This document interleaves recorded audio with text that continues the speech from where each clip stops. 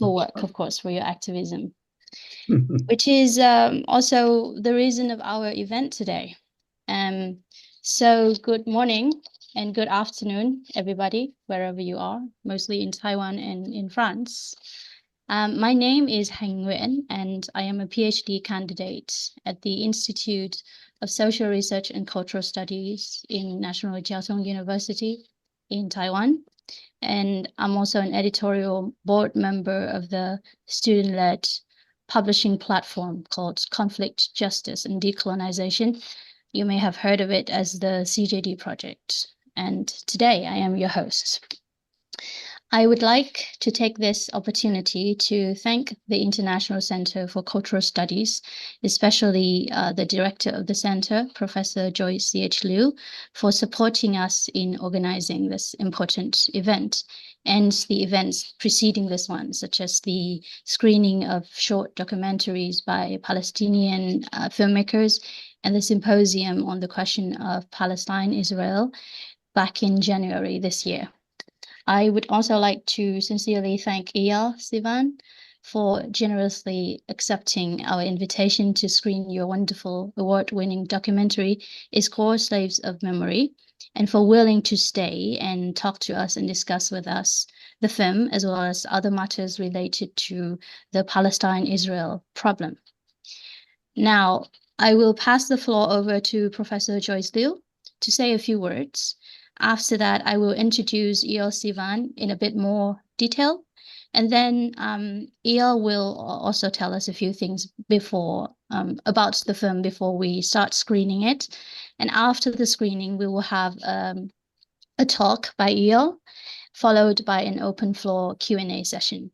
And if you have any questions, please notify me. If you wish to do it beforehand, you can notify me at Hanh Nguyen. And if you have any technical questions or issues you would like help with, please notify Karen Liu. You can see on the screen the tech support of our event today. Thanks, Karen, and everybody. And now, Professor Liu, the floor is yours. Yeah. Okay. Thank you all for coming. Before everything starts, we start the screening and also Eyal's introduction. I would like to say maybe just 2 words. Okay. First of all, this event is a student-initiated and student-organized event. As Hanh said, this is already the 3rd forum that we organized since the beginning of this year in support of Palestinian people and also our Palestinian friends on campus and in Taiwan. This event is not just Palestinian people opposes Israeli people, but the global people against the militarized occupation, the colonial occupation of the place, and also U.S. or the West imperial support, militarized support for the war.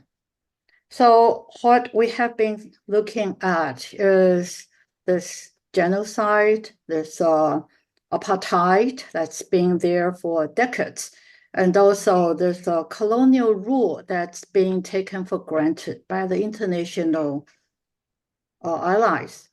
So we actually think their debate or discussion today in whatever form worldwide and at different local sites is to demand the end of the colonial occupation of Gaza, of the Palestinian place, and to end this militarization, apartheid treatment of Palestinian people, and also to rethink globally and also locally how to return a place and environment of justice for Palestinian people.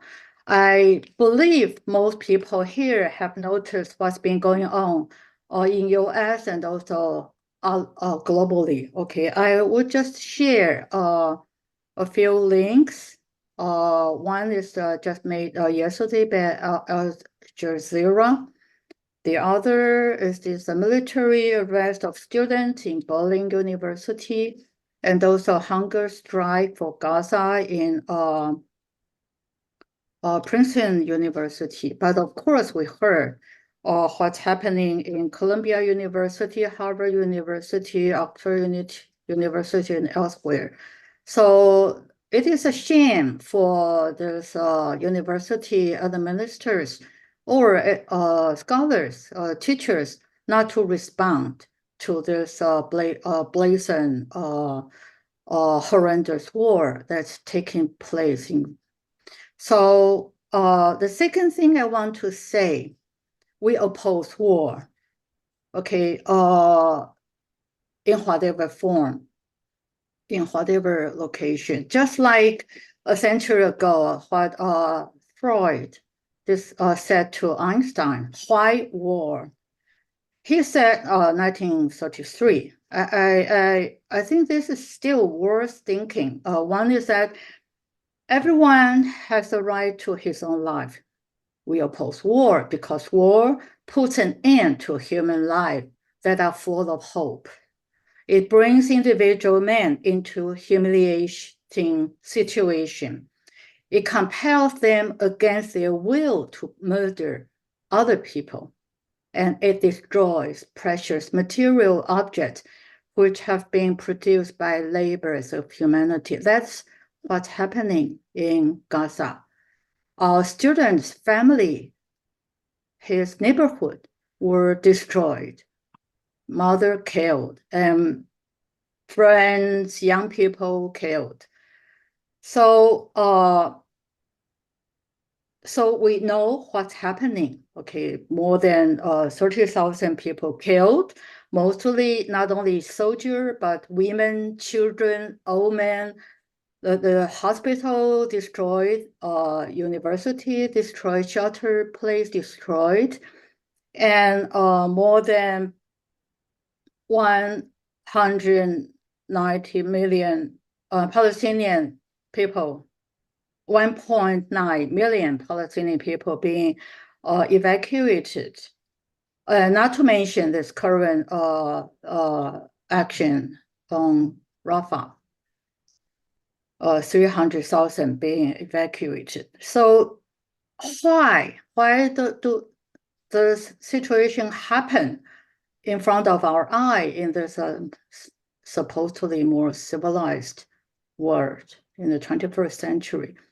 Again, 1915, just the second year of the First World War, Freud, a Jewish Austrian thinker, of course, psychoanalyst scholar, said thoughts for the time on war and death after the death of his son.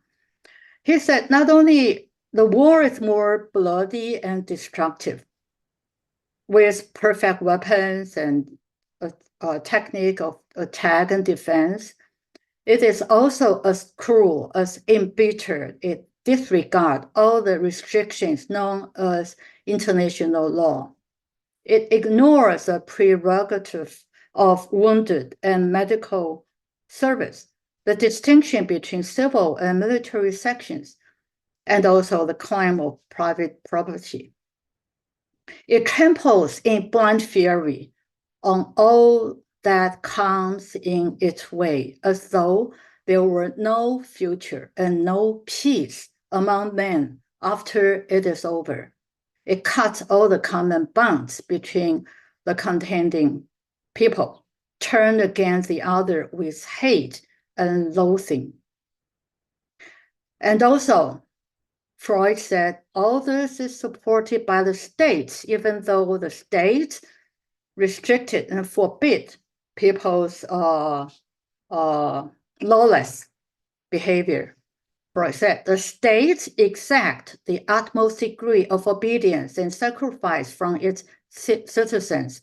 At the same time, it treats them like children by excess of secrecy and censorship upon news and expressions of opinions. it absolves itself from the guarantees and treaties by which it was bound to other states and confess shamelessly to its own rapacity and lust for power. So today, I believe, with Eyal's documentary 30 years ago, it's the same story, right? Slavery of memories. We need to think how come people were brought by the state or civilization or education and turn themselves into a war machine to serve the state. So I'll stop here. I think this is a very good moment for us for Hanh to introduce Eyal, okay, and his documentary. Okay, turn back to you. Thank you, Professor. Now, let me briefly introduce Eyal Sivan for everybody. Eyal is a filmmaker based in Paris. He is Jewish, Israeli, born in 1964 in Haifa, Israel, and grew up in Jerusalem. He has produced many films that are internationally acclaimed and also highly controversial. He is also a theoretician and an author who has published and lectured about the Israeli-Palestinian conflict, documentary filmmaking and ethics, political crimes and representation, political use of memory, genocide and representation, and other subjects.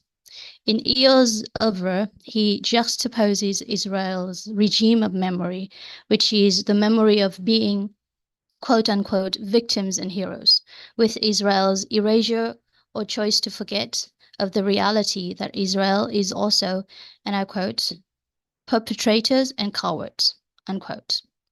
For many decades, Eyal Sivan has been a critical voice against the state of Israel's criminal conduct against Palestinians and a supportive voice for the Palestinian struggle. In fact, his first film was shot in refugee camps in Palestine. But as a filmmaker, Eyal also questions who the camera should point to, and in effect, whose story should be investigated in cinema. If the subjects in his first film were Palestinians, in his second film, which is the film we are watching today, Eyal turns the cinema not to the victims, but to the perpetrators, or perpetrators to be, as an investigation and an interrogation. And before the film starts, it is my pleasure to invite Eyal to say a few words. Eyal, the floor is yours.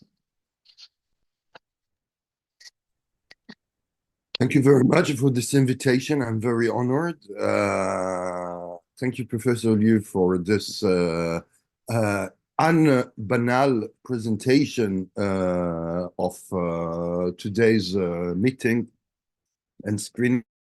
I'm saying unbanal because not many people today in the academia in responsibility position are ready to take a clear voice as you did, and I'm sure that it's a strong encouragement for the students on one hand, and also for the oppressed people which are listening to you. So from my deep of my heart, I really want to thank you for this introduction. Well, it's an occasion also, and it's not just polite to thank somebody which I admire very much his work, which is Professor Alain Brossat, that made this possible, and of course to Hanh and Nguyen for your wonderful organization. Let me introduce in few words just Izkor Slaves of Memory, and I would say first that this old baby, which is now 34 years old, which is this film that was done in the beginning of the 90s, I would rather prefer that it won't be relevant anymore, that it will be an old document. But unfortunately, and I'm saying it sincerely, unfortunately, it's an ongoing situation where what was shown and shot 33 years ago, it's still highly relevant and maybe more relevant even for the time that it was done.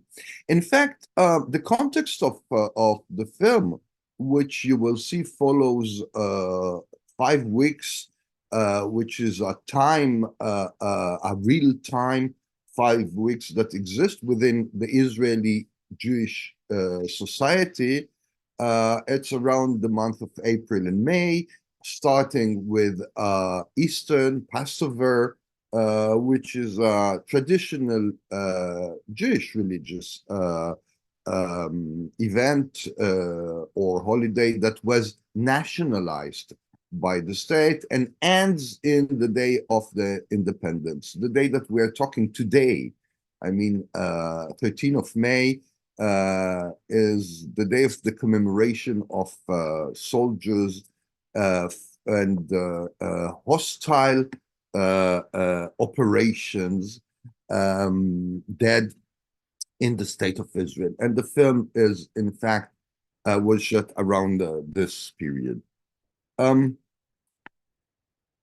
This film, which can be considered as an essay, political essay, came to reality because of a question that I've been asked for many years, and I think that people, and whatever is the age, are still asking themselves, which is how it's possible, in fact, that people that in their history, in their collective memory, suffer so much, can inflict suffering to others.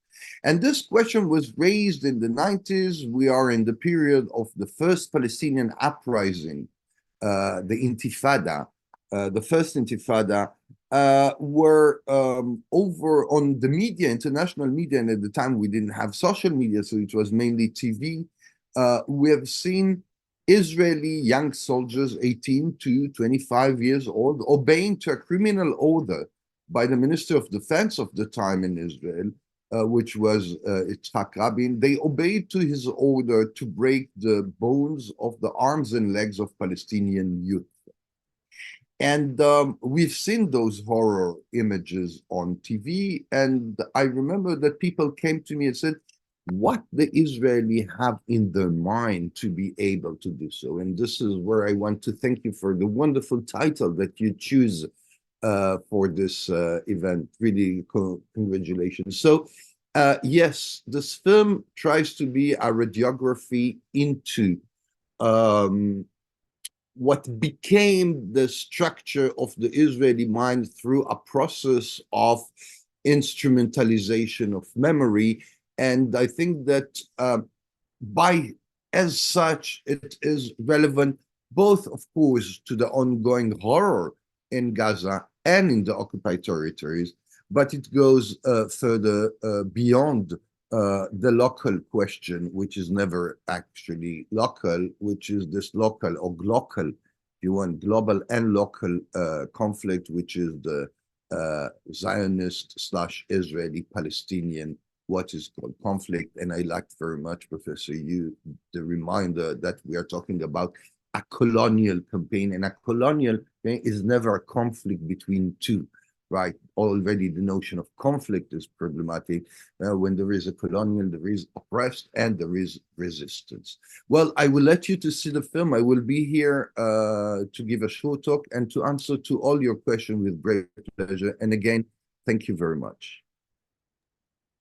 All right, thank you, Eyal, for the great introduction to the film, and also to not just the film, but also the topic matter we will discuss today. And now we will screen the film, and the film will run for about 1.5 hours. And after that, we'll have the much anticipated discussion, talk first, and then discussion with Eyal Sivan. Carol, can you please run the film? Karen, sorry. Yes. Hello?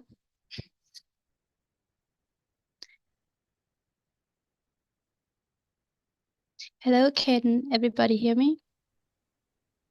Yes. Okay.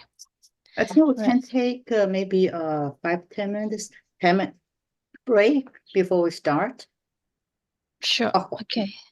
Okay, we can take maybe 5 minutes might be 5 enough. minutes. I think 5 Yeah. minutes break, and then we'll come back at 4:15 in Taiwan. It will be 10:15 in France. Okay, good. Okay. Thank you, everybody.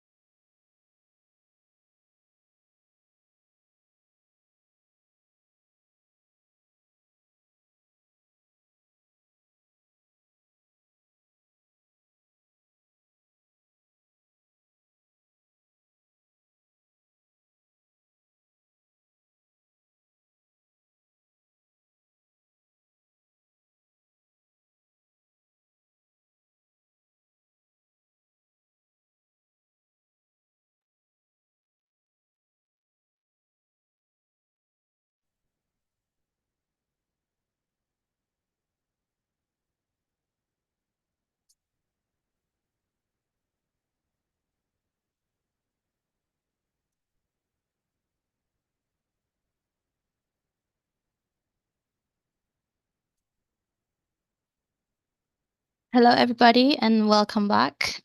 We've had our 5 minutes break. Can we all come back now to continue with our event and to invite Eyal Sivan to deliver his speech?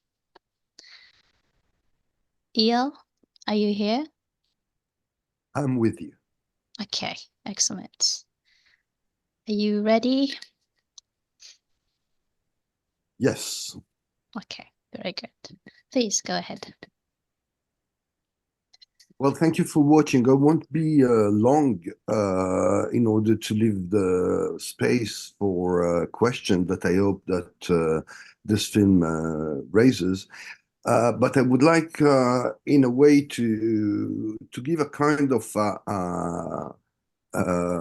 general background about some of the ideas that led to the film.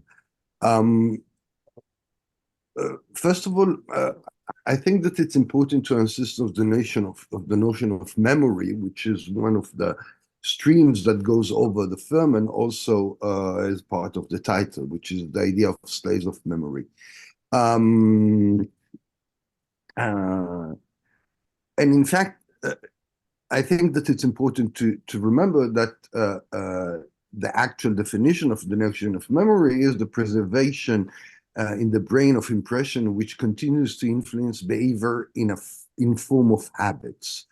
And in fact, as the question is the question of the process of preservation.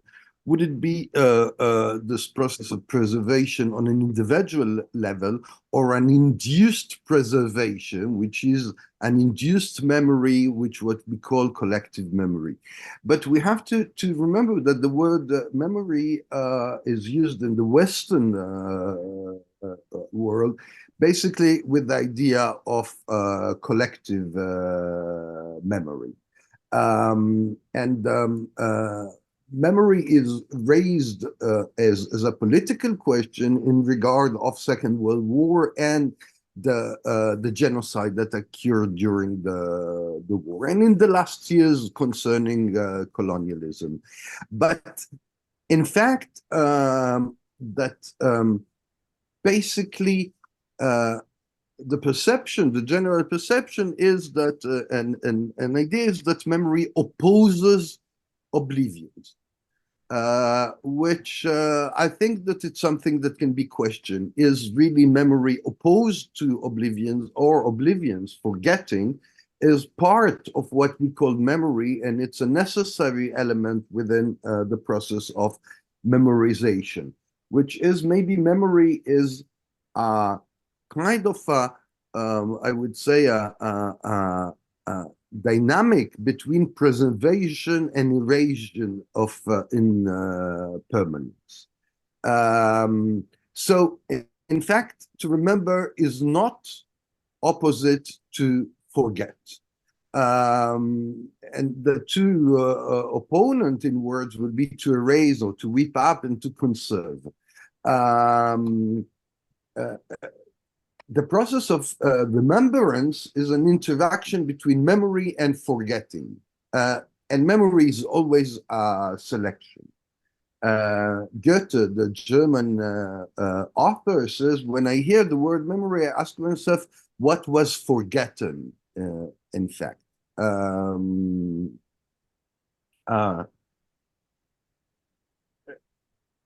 The other element, which is maybe important, is that collective memory, and this is the process that we see within the film, divide between us and them, okay, and also divide between victims and heroes, which is, this is us, victims and heroes, and them, that are criminal, oppressors, followers, bystanders, and the us is built around the idea of what do we remember and what we celebrate as ideas of memory.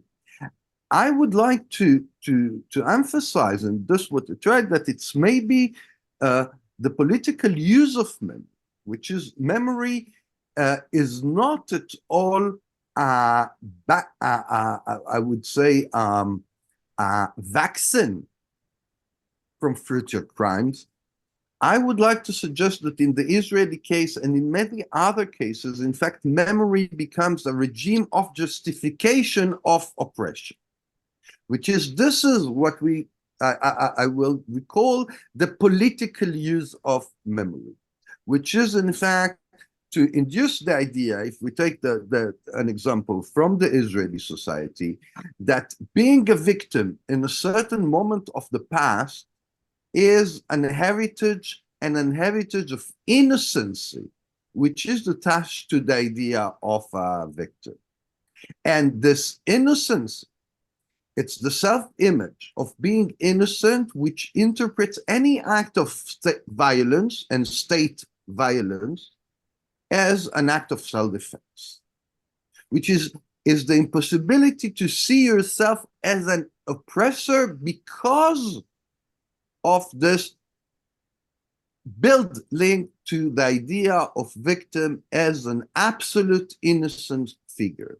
Hannah Arendt, the German Jewish political thinker, emphasized the idea that the Jewish criminal, rape, is innocent facing the gas chamber, but is innocent only facing the gas chamber, which is there is no inheritance, or there is no whitewashing of the figure of the victim outside the context of its victimhood. And in this regard, the idea that the Israelis build and diffuse around the world, which they are victim, in fact, it's the permission, the creation of violence, and even to go to the vengeance, ultimate historical vengeance, which is a genocide.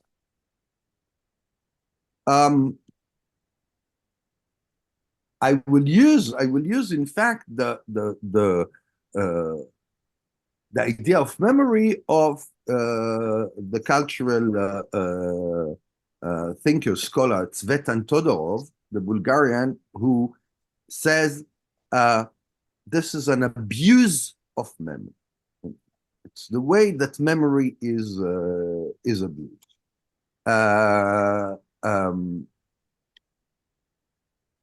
Which is the memory which allows us to use the past in view of the present, to use endured injustice to fight injustice today, which is, this is a different way of memory. There is one memory, which is the memory that will be this linear memory, in a way, I'm a victim, i.e., I cannot be a perpetrator, or the other is the more it will be, I'm a victim, I have a memory of a victim, which is I'm closer to the other victim. And in this regard, I consider that I am able potentially to commit a crime. And in this regard, I am against any kind of injustice. And in this, and this is that the question of the Israeli perpetratorships of crime, expoliation, colonial crime, and ethnic cleansing with genocidal campaign is in fact induced by a regime of justification who will be always the past. So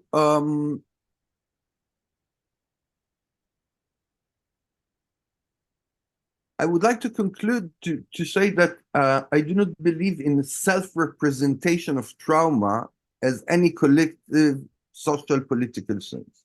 It's important for the traumatized individuals themselves. It is true that monster war criminals committed by ordinary men, just ordinary citizens, should not imply that by all being potential criminals, we are all guilty. Confusion, the potential of guilt, with a real one, is to disqualify the possibility of justice. And in this regard, there is those who commit the crime, and there is us.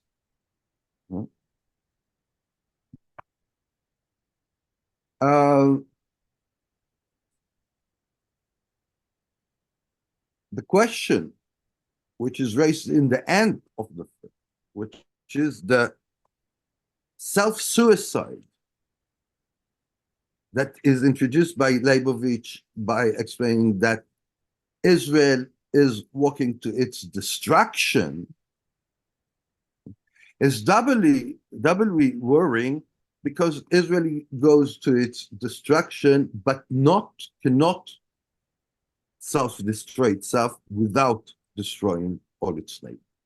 And this is the terrible potential that has Israel by having a nuclear bomb and a nuclear program, which is called the Samson option, which means the ultimate biblical suicide as a collective suicide. The floor is yours.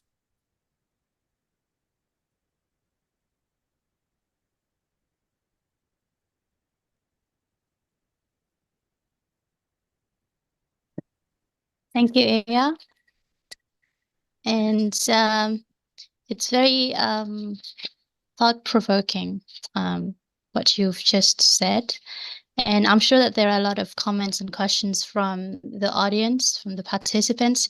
So anyone who has any comment or question, please either text us or just unmute yourself and just speak up.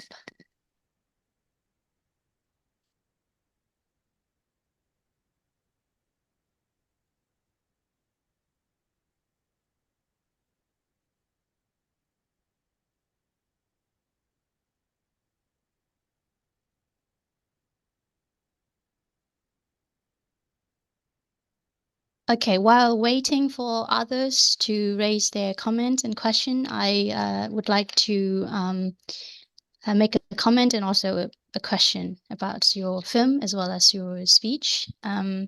So in your talk, you said, and I paraphrase, I don't remember exactly your words, that a victim is like an innocent figure, a good figure that cannot commit crimes, cannot be a criminal.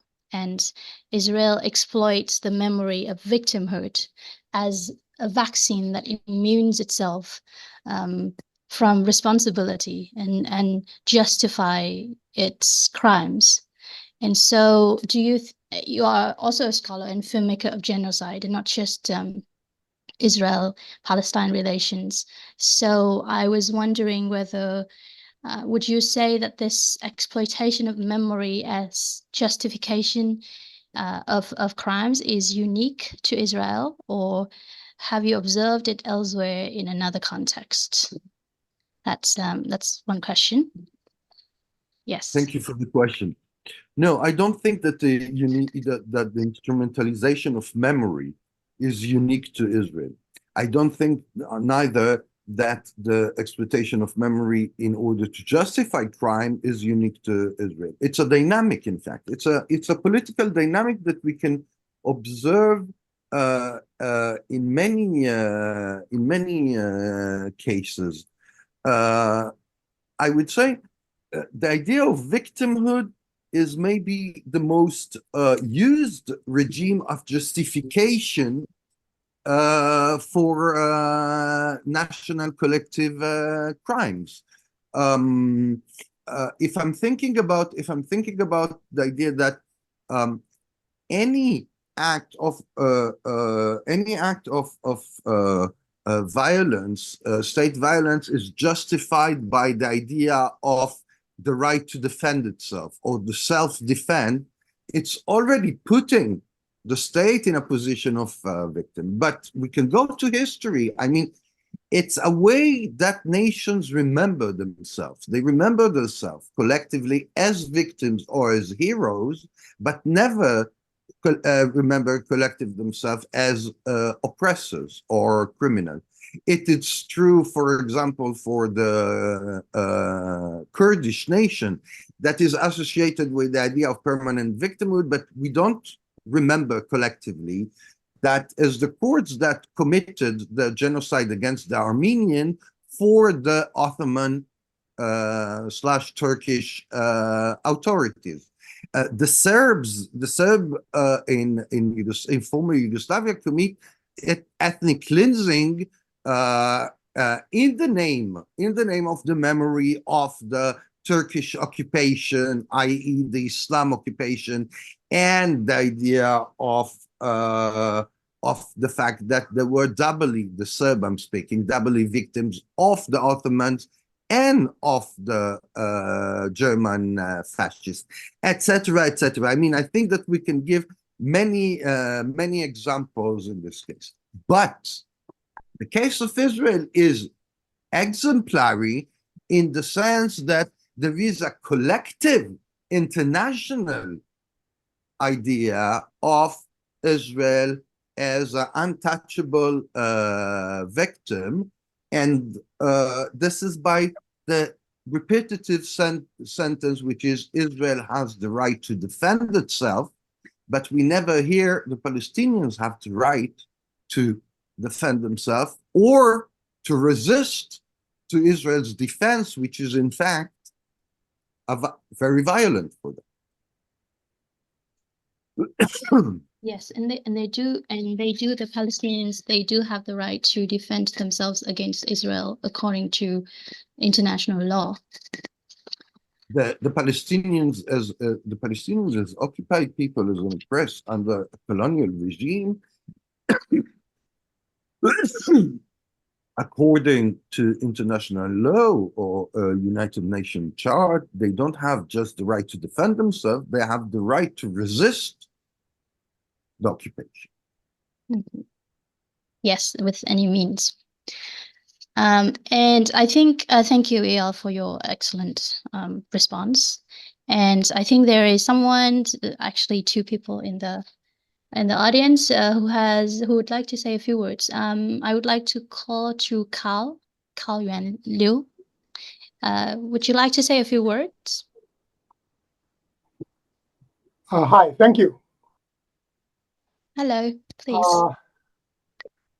I'm very much interested in the actual solution for the Israel and Jews problem.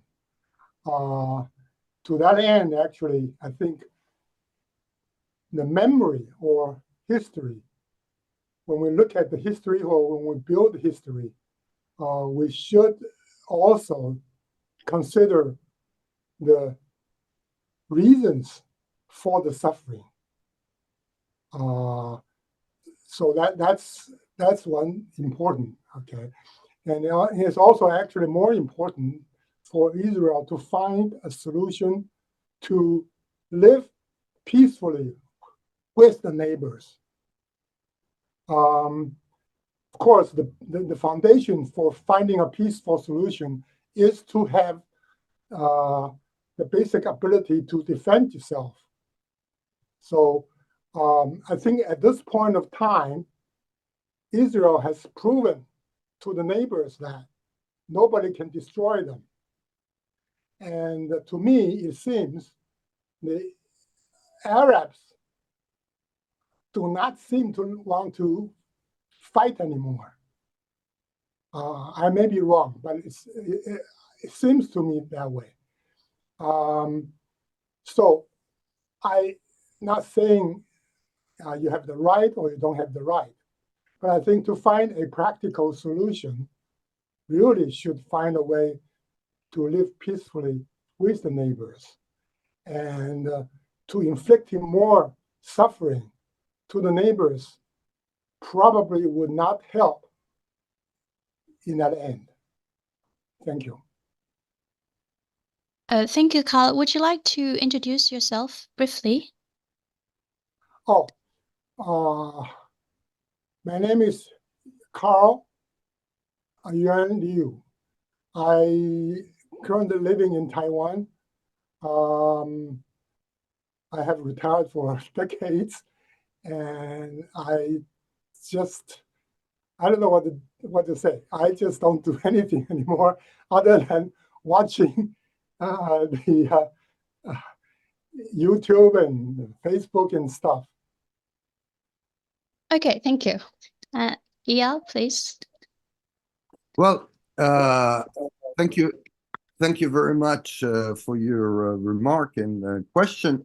I think that you used a few times in your question. You used the notion of solution. I think that maybe there is no agreement on the problem, and this is before coming into a solution. I mean, if we're talking about the problem as a colonial problem, which is not the question of to defend yourself if the Israel is not, but first of all to come back to the roots of this conflict, which is this colonial presence, even if it doesn't see itself as colonial, but it acts in a colonial way. So it is, in fact, it is colonialism. So the problem is, or the solution would be, what is the process of decolonization, which doesn't mean about how to live in peace with the neighbors, but how to live, first of all, in peace, not with the neighbors, but in those that you co-live with, which is the indigenous people, the autochthon people, the Palestinians of Palestine, which is the question of decolonization means that there is a possibility of equality. This is what means decolonization, which means to think that there is no hierarchy of masters and slaves, of white and non-white, of Westerns and non-Westerns, of moderns and archaic. This is the first element, which is not the case of the acceptance of Israel. This is not the Zionist project. The Zionist project is not a project of equality. The Zionist project is rooted in the idea that it's impossible to live together. This is so. The other point is to come and to say all what seems solution to the problem, because the problem is defined by how it's impossible to live together. This is the way that the problem is defined. So all the solutions from 1930s until today is about how to separate, how to create this idea which is called the solution of the two state. But maybe we have to think that the process of separation is a process of dehumanization also. And to order to humanize back one in the eyes of the other, it is to remind impermanently that Israeli Jews and Palestinian Arab have only two solutions, either to live together, either to die together. There is no a third option. Okay, I see your point.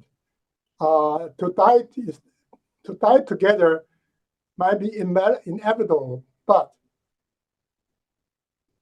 neither side sees it that way. So that's another problem. So what I think is, what I hope is, people be more practical, given the current situation, and see if there's any way for the Palestinians to live even without total equality. Well, that's the basic. All right. Now, if Israel does not allow that, what you said is probably right. What I'm trying to say is that it's not sure that there is the same perception of the notion of peace for the two sides. I think that for the Palestinians, it's obvious the notion of peace, which means to live peacefully is with no destruction of home, with no any more confiscation of land, with no any more arbitrary political imprisonment, to stop to be killed and to have real access to justice and accountability. I mean, this is what peace is in the mind of Palestinians, the possibility to circulate, which means it's not about a kind of an ideal, but it's very basic. For the Israelis, and this is true until the 6th of October, before the events of 7th of October, for the Israelis for many years, the situation was a peaceful situation. Israelis lived in peace. Yes. With more and more relation with the Arab and Muslim world through international agreements, with an economy that didn't stop to raise, with export and privilege contract and privilege associations around the world, which means with a freedom of circulation, with very, very few violent acts influencing the society. So for the Israelis, it's very complicated to convince them to renounce on some privilege in order to get peace, because they believe that they can get peace without renouncing on privilege, which means on the basic idea of security and military security. But you're saying the Arab have to understand that there is no way to win against Israel. Well, I think that this is something that shifted in the 7th of October, because 7 months later, the big Israeli army, weaponized by the biggest power of the world, is unable to fight an organization, militarizes it, which is a non-state military group. Okay, thank you. Now I see that there are lots of questions flowing into the chat box, so let us move on to the next comments and questions. There is one question from Yuxi. Would you like to just read your question, or would you like me to read it for you? Oh, I can. Would you Okay, like me Yuxi, to say it? please. Okay. Yes, of course. Hi. Please. Thank you so much for all your sharing. I'm Issy, and you can call me Celeste as well. So basically, my question is, when someone's identity is attacked, for example, someone attacks a particular trait of mine, I'll be more sensitive and aware of it. So in this case, given that there are a lot of protests and animosity towards Israel, especially increasing recently, how much do you foresee nationalism to increase in Israel? Well, Yeah, that's thank you very much for your question. I think that it's interesting. It's interesting to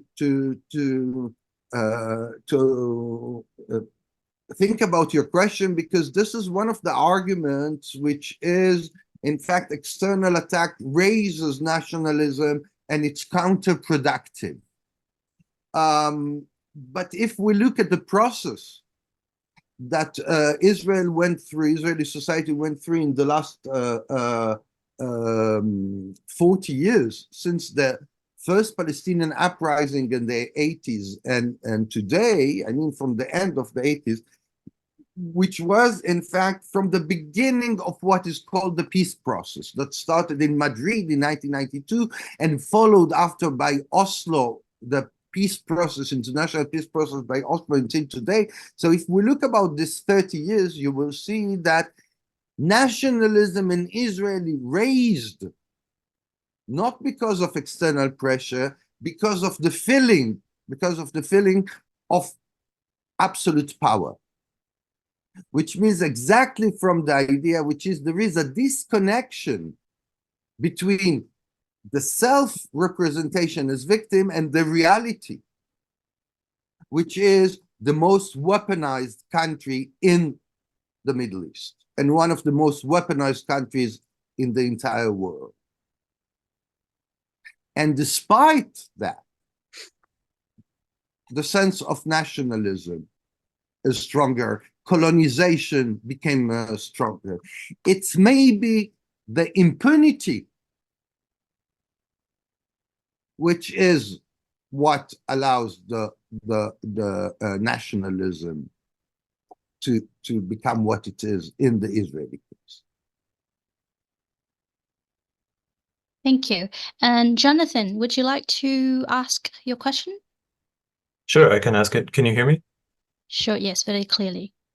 So thanks very much for making the film and for being here. And I had a couple questions, but one of the things that stood out at me were some of the comments that students made in the film about military service. And I just sort of was wondering more speculatively how you think Israel would be different today if there weren't a mandatory military service. And I don't mean like from a military success perspective, I just mean socially and culturally. And the thing that made me ask this question was there was the one student who was saying like, after high school, we have to go to the military and it's just our duty and they give us the orders and that we just don't question that. And I also remember, I think maybe you were in conversation with one of the teachers and kind of disagreeing, and and you brought up serving in the occupied territories, and that really seemed to like rub her in a really bad way. So I don't know, something about military service and just sort of the feeling perhaps of not having a choice in the matter and having to conform. I'm just curious what you think, how you think that has affected Israeli society and what might be different if that fact of Israeli society were also different. Thank you, Jonathan. You're pointing out maybe the core of the way that the Israeli society functions. In fact, Israeli society, if we think the notion of Israeli society is Israeli military society. The military is the melting pot, in fact. The military service, as you see in the film, is taken as a continuity of the system of primary and secondary school as education. This is not a question of choice, like, to go to primary school is not a question of choice. This is the way that the Israelis are seeing and in being introduced into the army. The army ends the process of education. In fact, it ends the process of melting the Israeli into Israeliness in a certain way. So the if of the question, could we imagine an Israeli society without this army or with no compulsive military service?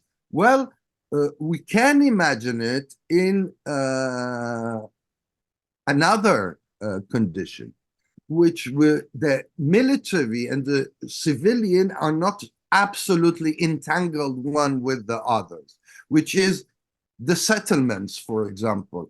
The settlements, are they military outposts or they are civilian outposts? In fact, there are civilian outposts that can exist just because there is massive security military that defend us, which is to speak about it as civilian is already to take out of it the military. The same thing in the question of Israeli economics.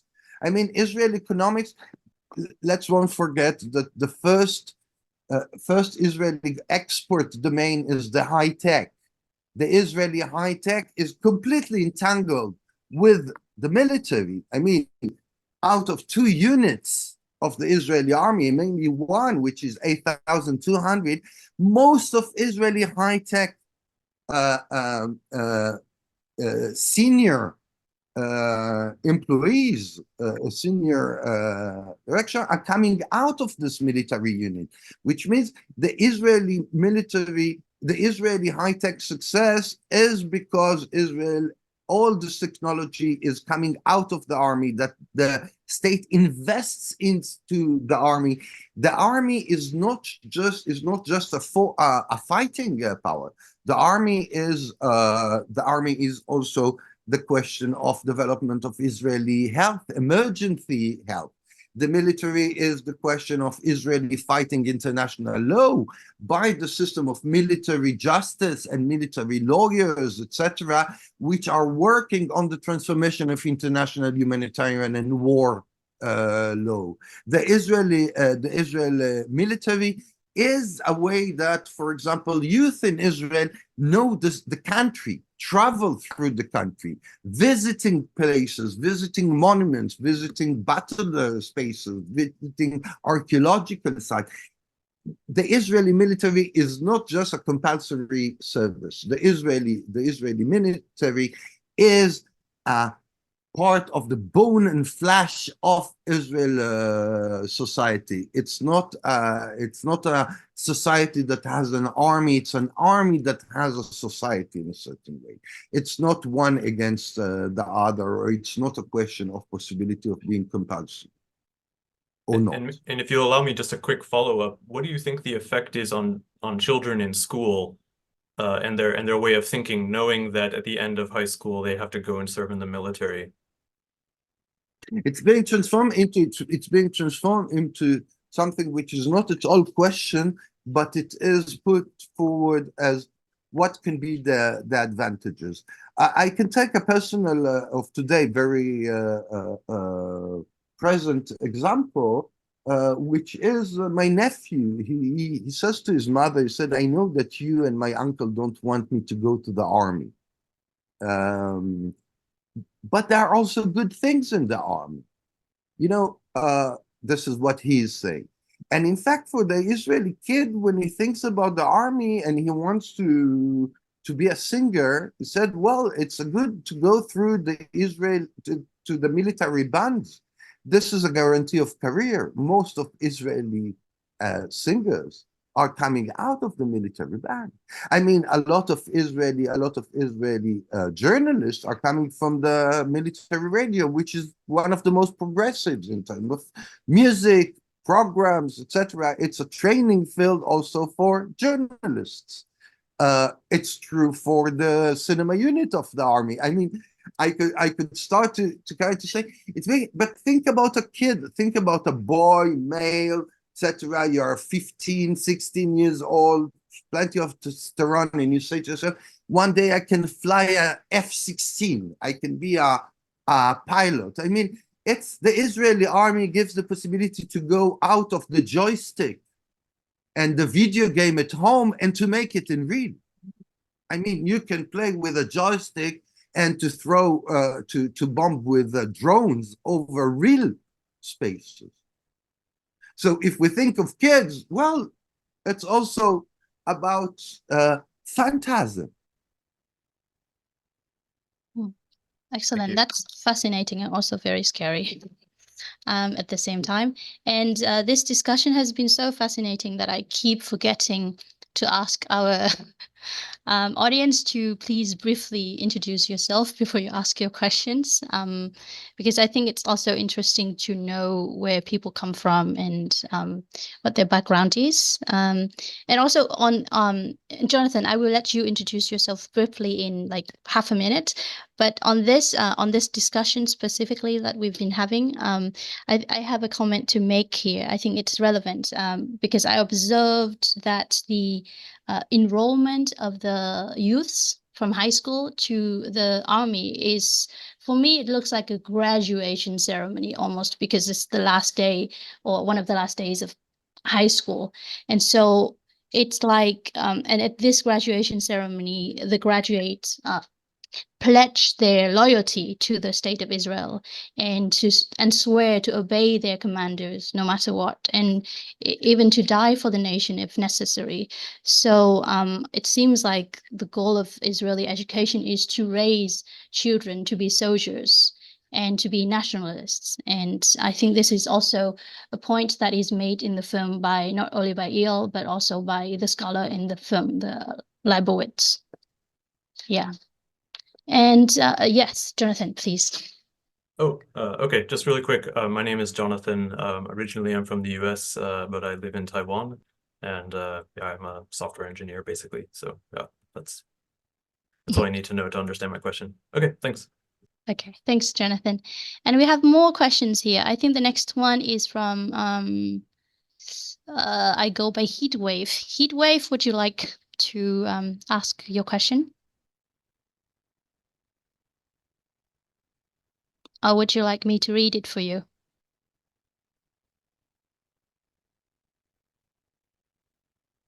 Okay, perhaps I'll just read Heatwave's question. My understanding of the Bible, Jewish don't admit Jesus as their Messiah, sorry. The one the Lord had promised them in the Old Testament. So I have been wondering if they are still waiting for their Messiah, or maybe some of them, not all of them. It's just when I saw what Israel did to Palestinians, I wondered how they could justify themselves. Maybe it all has nothing to do with the Bible. It's just politics, but I'm still curious. Thank you. And this is a question by Heatwave. Well, I think that we should clarify that what you've just seen in the film was shot within the non-religious schools, the secular, if you want, the general Israeli education system.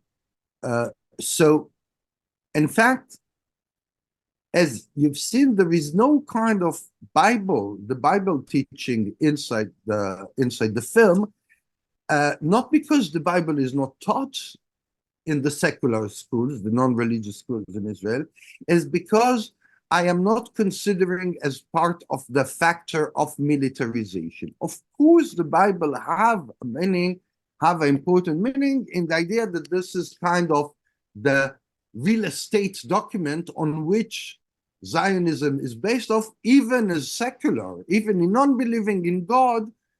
We can define the Zionist left as saying we don't believe in God, but God promised us the land, right? This is a kind of an internal paradox of left progressive Zionism or secular Zionism. So, of course, the Bible plays a role in the justification, historical and archaeological, if you want, justification. But it's not the question of the Messiah, which is a question, which is a religious question. Within Jewish religion, there is one of the ideas is that the Messiah will come.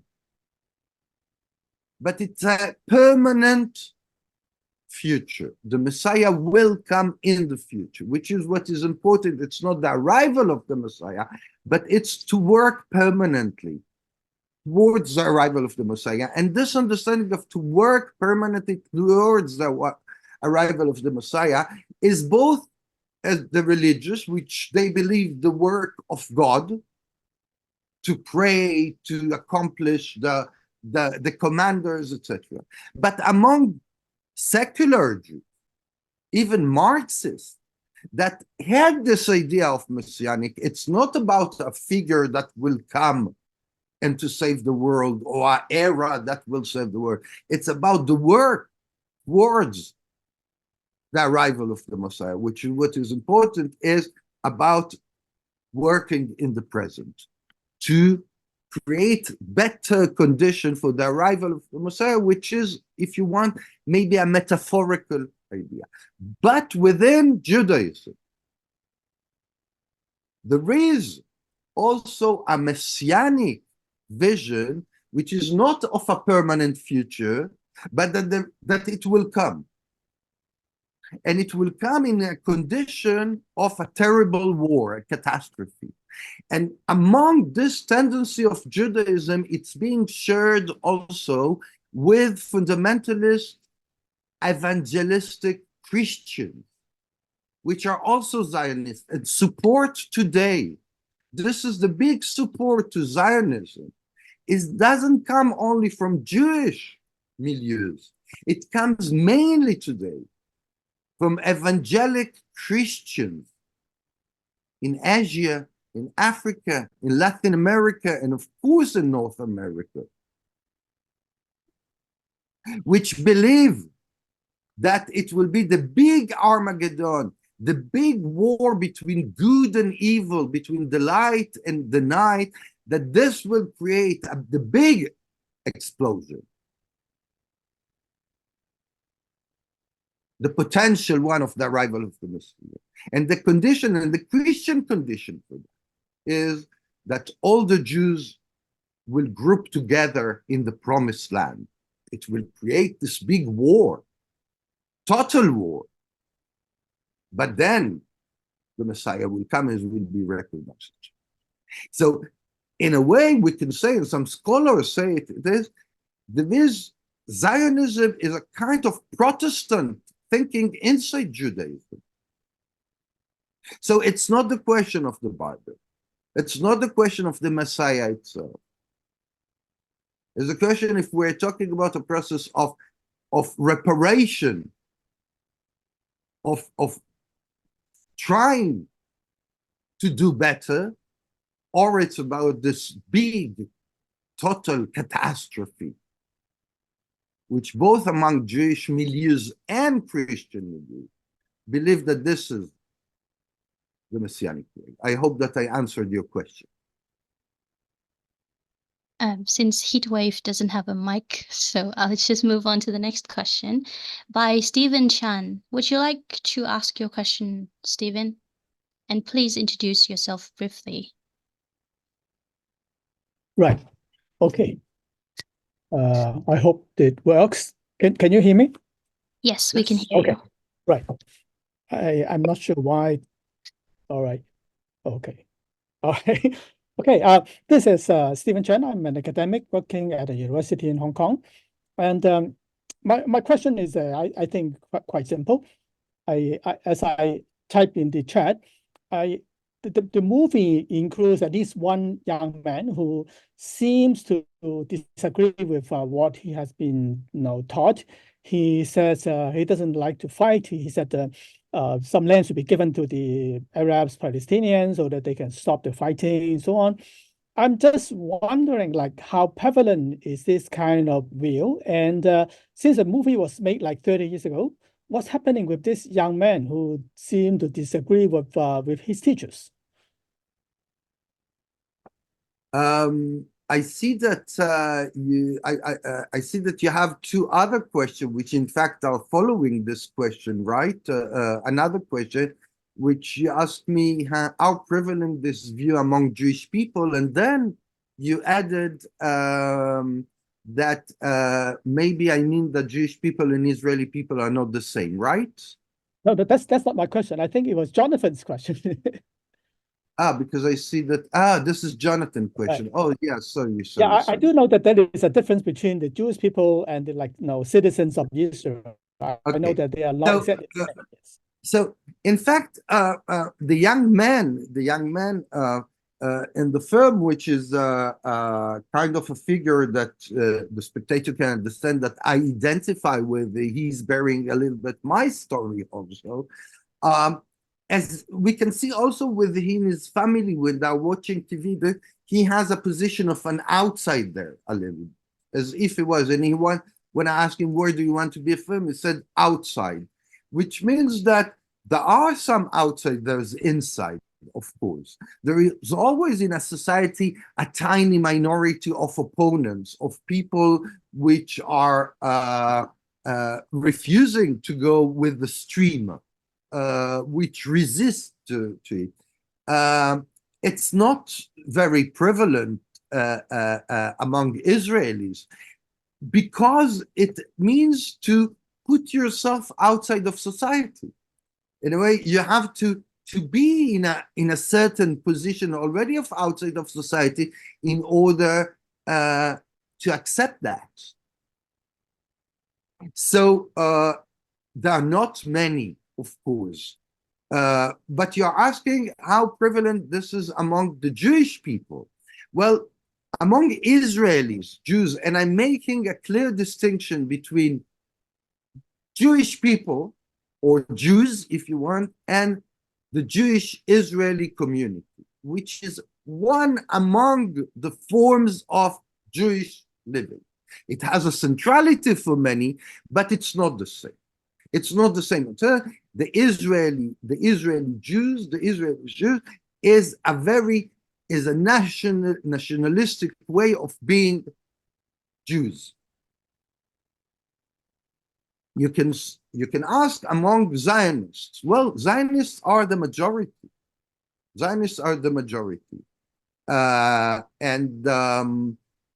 But among Jews, the idea of not taking weapons for a state, being outside of conflict, well, you still have religious Jewish communities that believe that they should be outside of the idea of war. And they don't do any military service, nowhere. But there are others which are also Jews, which are not religious, that mean that the wars that should be done as a Jew is wars of emancipation, to join the struggle of emancipation, for example, which this is also a Jewish position. Decolonial, to join Black Lives Matter, to fight injustice, oppression. This is also to be seen as a way to think Judaism. This is not the case in Israel, of course, among those kind of Jews. Okay, and here we see, yes, Stephen? No. You asked me about this boy. Well, this boy, he's an artist, an actor, very engaged in climate issues. So he continued to be himself, which is not easy. It's heroic. Glad to hear that. And we see in the comment section, would you like to make your comment? Oh, no, it's all right. I was just replying to Jonathan. Yeah. I see. Okay. Thank you. Okay. May I yes, also, of course. Yeah. Go ahead. Just one curiosity. I think you deliberately juxtapose the teacher's position against Leibowitz opinion. Okay. I'm curious about the way Leibowitz put. Okay. He stated clearly that the path that this education is doing is to lead from humanity to nationalism to bestiality. Okay. And he also remarked that they are perverted on the path. Okay. So this is also what you mentioned, this impunity and also this traumatic narrative, claim of this national trauma,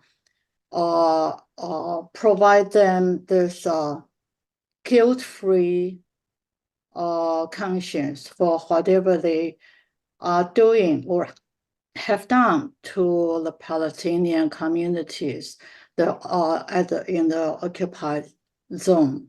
Okay, and they claim this is their domestic affairs. All this apartheid and restriction of movement and this lack of entirely lack of infrastructure, education, water, clean water, and so on. So actually, we don't know whether either ceasefire or whatever will happen, total destruction, any hope for the Palestinian people. Well, we are very much concerned because it seems that the international law or United Nations, they are entirely impotent in intervening this affair. Not to mention US, Biden said they will support Israel because of their financial Wall Street support back there. So they also arrest students in their protest encampment. But my question is, Leibowitz also said perhaps we could divert from this memory, this path, maybe adopt the Jewish perspective. Is there any space, I mean the public space, in education, in university, in media, okay, or in general public sphere? Is there any possibility for this diversion or reconstructing? I remember 30 years ago, there was, as you said, the peace project by both sides. But in recent 2 decades, there's no sign, no traces, no space at all. The space even is also limited in other countries because of the Israeli influence. So what do you think? Thank you so much for this question. Well, I think that you're pointing out, in fact, a question which is larger. In what the conflict over there concerns us? Well, I think that the conflict over there concerns us as being a paradigm on one hand, and also because we see that there is a function of a lab of governance, which is a new way of considering, which is what it means a criminal state, for example, a state that do not obey to any kind of international law, but in the same time, it's criminal and legitimate. Or Judeo-Nazism, as Leibowitz would say, right? Yeah, that's practicing. It's on one hand, it's criminal and it's legitimate, and yes, I think yes, and this is the question of the gap. It shows also on the Israeli around what happens now. We see the growing gap that we knew that exists, but not such a between those who govern and the people. I mean, even university responsibles and students. We see that the students understand that it's not about if the White House will change its policy or if its United Nations will vote. It's about a step to take now, which is now I'm in this university, I am showing my support to Palestine, but I'm asking also my university to divest from the complicity. Yes. Which is to understand that the levels of complicity are tremendous. It's not just the complicity of big powers, a complicity of local organizations like Columbia University.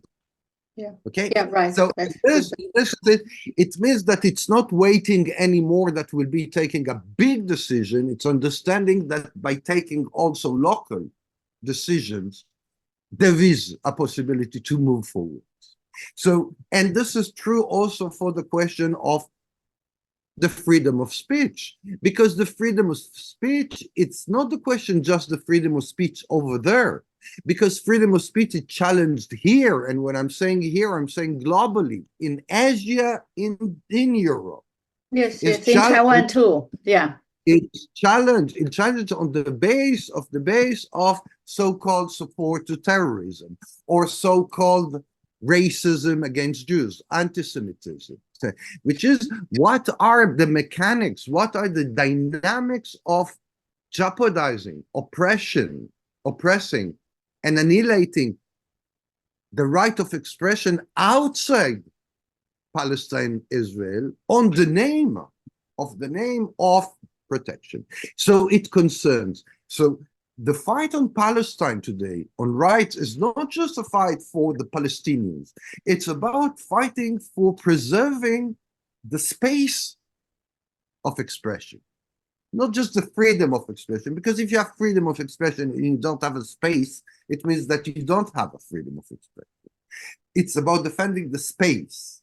And this is what's important within the universities. I think that we are not waiting now the American shift, or we're waiting the international shift. We understood that in the case of Israel is from down up. It won't be from up down, yes, because Israel is used as a laboratory. And it should be also, and this I'm saying it in a very intentional purpose, the idea of friends and enemy also is being blurred, because those who consider to be the friends of Israel are the ones that are supporting Israel in its suicidal and genocidal campaign. So to be a friend of Israel, I think that other countries that have big friends should understand what it means to have a big friend that doesn't tell you, stop, you're getting crazy, but tells you, go as you want. This is not a friend.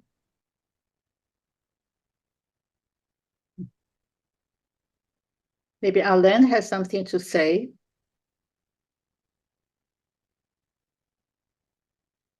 Alain? Yes. Yes. Are you hearing me? Yes, very clearly. Okay. I would like to ask two brief questions, one to Eyal and one to Hanh.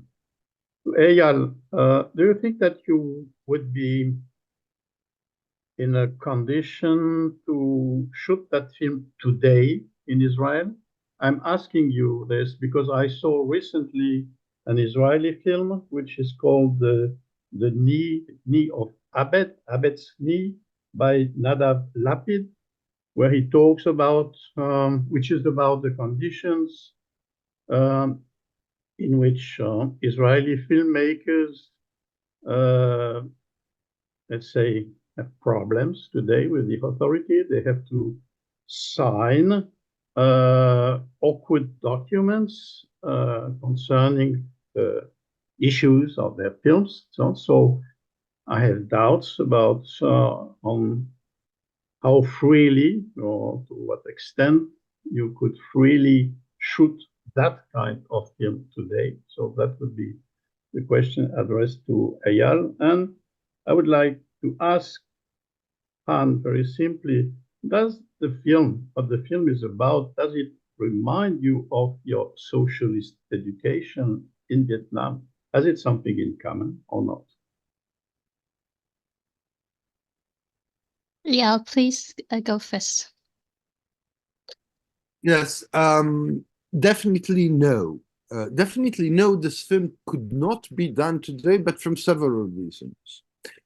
First of all, the series of laws and conditions that are put by the Israeli grants today are partially a result, I would say, of successes of film like Izkor, which is to restrict the possibility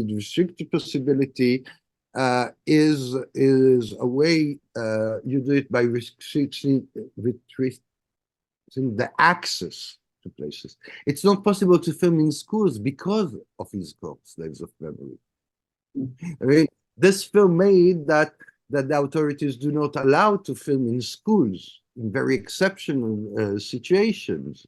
which means that it's funny because it means that by definition, they understood that they have something to hide, right? Well, in the time. So it's not, but also I must say that it's also a different relation to the media that we have today. There is a huge suspicion. I mean, today people see themselves, especially Israelis, that are seeing themselves through their representation on the screen. And there are things that they won't say, or they won't speak to everybody. But this is true also around the world today with the possibilities to use the camera as was used 20, 30, and 40 years ago, because people were more candid about the result, which they are not anymore today. So there is this double thing, which is the political environment, but also the media environment itself, which is very challenging. What there is I think that it's the articulation in the end, which is important. It's to form this process inside the film. And today we can do it out of other methods because, for example, the Israeli soldiers now in Gaza, during very long time, they were filming themselves. They were filming themselves with selfies and on TikTok and cursing and calling for extermination and showing destruction, etc.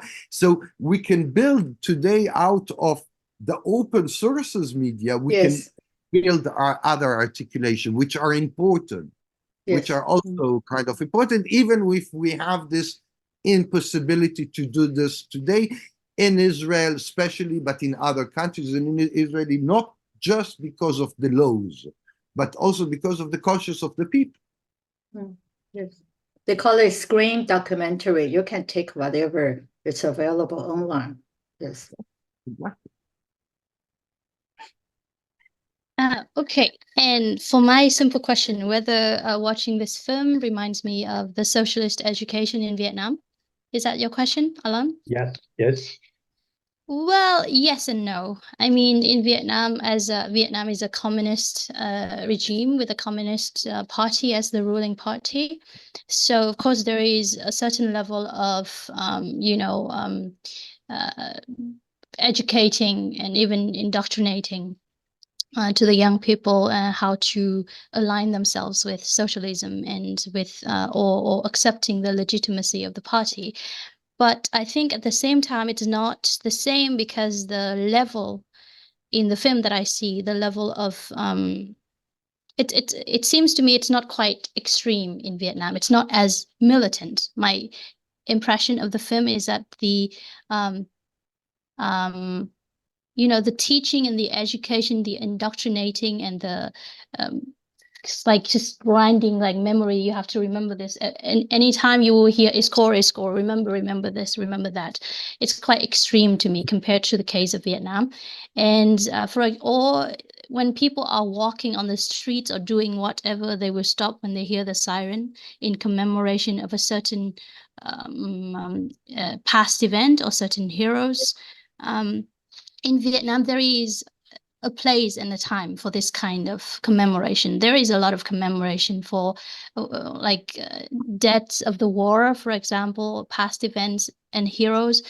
But in Israel, it seems that it's more socialized, like it's more diffused into the civil society. Like when you are with your family, when you're with your friends, doing whatever daily activity you're doing, but you are reminded of this memory, collective memory, and that you are part of this, and that it's more. I imagine that it's more effective in educating the people that this is a part of the history. It is a part of your own identity, your own person that you cannot forget. But in Vietnam, it seems like we don't ever do this when we are with family or with friends. We have to go to a place, an organization, like in a class, for example, if you work for a public school, for example, then you have ceremonies and rituals, but not as extreme as this, it seems. Thank you. I hope I answered your question. You did. But Elaine, you should know that there are many parallels in Taiwan. Okay, Yes, the of education course. through this martial law period. The film they show, the anthem they play at school every day, the ritual and everything. But within this recent 30 years, it's identity shift. So there's another story, okay, different modes. But anyway, I'll stop here. Okay, and if I may, I would like to ask this very short, brief question to Eyal as the last question. I think it has been fantastic, a very productive session of discussion. I would just like to make a comment that this film has been made, or was made, like more than 30 years ago, and in the last 30 years, I can observe that maybe many things have still remained the same, such as the compulsory military service and the education, pretty much similar. But do you observe any things that have any new things that have influenced the awareness of young Israelis today as compared to 30 years ago? Anything hopeful? Is there, so that, like anything that would rein in and then maybe, well, not rein in, but, like, for example, social media, do you see any hope in that, in like how that helps raising awareness of young Israelis today, or any hope? Well, until a certain moment of your question, I had the answer, and then I kind of wondered about my answer. I mean, all what we see persists in the Israeli system. It was accentuated by introduction of more religion, more Jewish religion into the secular school on one hand, and much more days around the year of commemoration and of so and so. In this regard, there was a deterioration, if you want, of the Israeli education system that became more shallow and more nationalistic. And this is what we see also in relation of the result, because we see, in fact, the soldiers that are fighting today in Gaza, or are operating more than fighting in Gaza, they are all result of the education system. But you asked if I see hope. Well, I think that there is hope on one hand, which is the more, I would say, great disobedience. There is more people that mainly in the center of the country, from middle class, upper families, that refuse to do the military service. So this is but it's a kind of a minority. No, it's not on the social media. It's not, as I said, I do not actually believe that it from inside Israel can be the change. The Israelis, the young Israelis that want to change after the military service, they are leaving the country today. That they feel that they are unable to act inside in terms of internal change, and this is true for many countries in the Middle East, but also now in Israel. But what I see maybe a backlash, which is that more pressure, more understanding that the argument that all what we see around as opposition to Israel is just racist, anti-Semitic. That to understand that the Israelis will see that they are losing actually the comfort that they had around the world. This might make some young Israelis to change, which means really, and this is why the external pressure on one end and the interest in the minorities inside the Israelis, minorities that are trying to fight, if it's inside or outside, I think that this is the hope in a sense. Thank you. And I think maybe partly because of the pressure they are facing, Israel as a nation is facing from outside, the protests, the pressure, the divestment and sanctions. hopefully that will work as well. If not any soon, then in the long term.